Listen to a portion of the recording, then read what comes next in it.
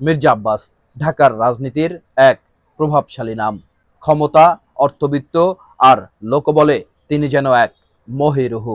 অন্যদিকে নাসির উদ্দিন পাটোয়ারি একজন তরুণ তুর্কি, জুলাই বিপ্লবের ঝান্ডাধারী, রাজপথ কাঁপানো এক সেনাপতি। জীবনের প্রথম নির্বাচনেই এই তরুণ তুর্কি মুখোমুখি হয়েছেন একজন শক্তিশালী প্রতিদ্বন্দ্বীর। আব্বাস ভাইয়ের অর্থবিত্ত, ক্ষমতা ও পেশি শক্তির সামনে নাসির উদ্দিন পাটোয়ারি নিতান্তই শিশু, কিন্তু তার সাহস হিমালয় সম। এমনই একজন তরুণ যদি ভোটারদের দ্বারে দ্বারে যায়, তাহলে সেটি তো গণতন্ত্রেরই সৌন্দর্য। ভোটাররা যদি কটা ভোট এই তরুণকে দেয়ও, তাতে আব্বাস ভাইয়ের মতো মহিরুহুদের কি বা এমন ক্ষতি হবে? আব্বাস ভাইয়ের সমর্থকরা তাকে পছন্দ নাই করতে পারেন, ব্যঙ্গ করে তাকে ডার্বি ডাকতে পারেন, এটি আপনাদের রুচি। কিন্তু তাই বলে তার উপর শারীরিক হামলা, তার উপর আক্রমণ, তার লোকজনকে রক্তাক্ত করা, এটি সাধারণ মানুষ কিভাবে নেবে ভেবে দেখেছেন? আশ্চর্যের বিষয় হলো, মির্জা আব্বাসের সমর্থকরা নাসির উদ্দিন পাটোয়ারির উপর হামলা করে, আর বিদেশে বসে আওয়ামী লীগের অ্যাক্টিভিস্টরা উল্লাস করে। আপনাদের এত টাকা, এত ক্ষমতা, এত লোকবল, এত জনপ্রিয়তা, তারপরও নাসির উদ্দিন পাটোয়ারির মতো একজন ক্ষুদ্র মানুষকে, একজন তরুণকে এত কিসের ভয় আপনাদের? এত কেন ভয়? গণতন্ত্র কি কেবল ধনীদেরই অধিকার আছে? দুর্বলদের কি প্রতিদ্বন্দ্বিতা করার অধিকার নাই? আপনাদের মনের গহীন কোণে কি এমন শঙ্কা বাসা বেঁধেছে যে ভোটের মাঠে একজন তরুণকে রুখতে রাজপথে পেশি শক্তির প্রয়োগ করতে হয়? জুলাই গণঅভ্যুত্থান পরবর্তী বাংলাদেশের ভোটাররা নিশ্চয়ই অনেক বেশি সচেতন, নিশ্চয়ই অনেক বেশি চিন্তাশীল। এই তরুণ প্রজন্ম নিশ্চয়ই আপনাদের এই আচরণ এবং সকলেরই সকল আচরণ মনে রাখবে, এবং নিশ্চয়ই 12 তারিখে ব্যালটে এর প্রভাব পড়বে।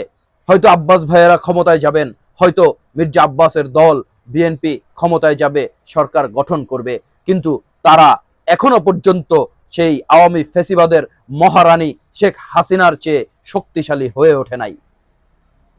সেই হাসিনাকেও পালাতে হয়েছে। আপনারা যদি ফ্যাসিবাদী রাজনীতির দিকে পা বাড়ান, তাহলে নিশ্চয়ই আপনাদেরও পরিণতি তার মতো হতে পারে। যদি জনগণ জেগে যায়, তাহলে কোনো শক্তি জনগণের সেই অগ্রযাত্রাকে রুখতে পারে না।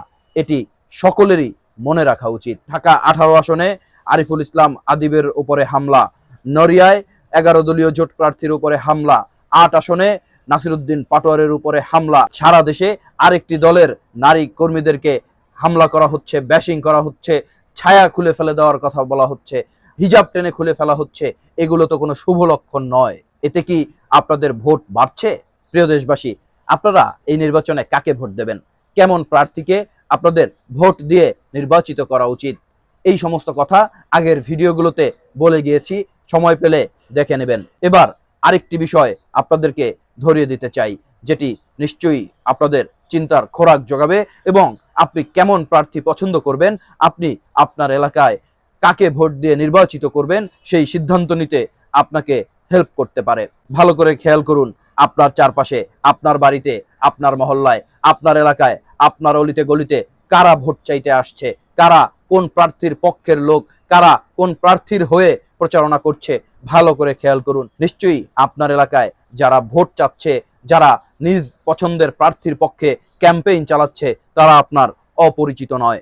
ভালো করে খেয়াল করুন, যারা ভোট চাইতে আসছে তারা কারা, সমাজে তাদের কি অবস্থান, কি তাদের পেশা, কেমন তাদের আচার আচরণ, এগুলো ভালো করে লক্ষ্য করুন।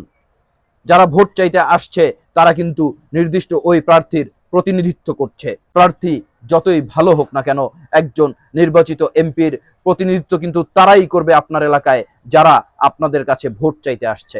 আপনি কোন প্রার্থীকে ভোট দেবেন, কাকে আপনি ভোট দিয়ে নির্বাচিত করবেন, সেই সিদ্ধান্ত নিতে কারা তার পক্ষে আপনার কাছে ভোট চাইতে আসছে, সেটিও কিন্তু বিবেচনায় রাখবেন। তাদেরকে দেখবেন, তাদের কথাবার্তা শুনবেন, তাদের বডি ল্যাঙ্গুয়েজ দেখবেন, আর নিশ্চয়ই আপনার এলাকায় যারা ভোট চাইতে আসছে তারা আপনার পরিচিত। আপনি তাদের নারী নক্ষত্র সবকিছুই জানেন হয়তো।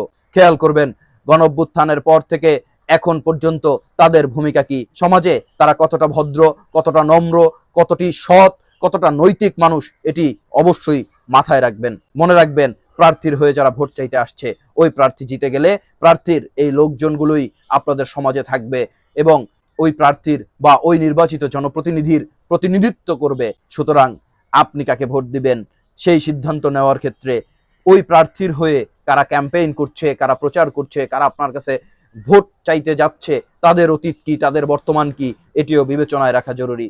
ধন্যবাদ।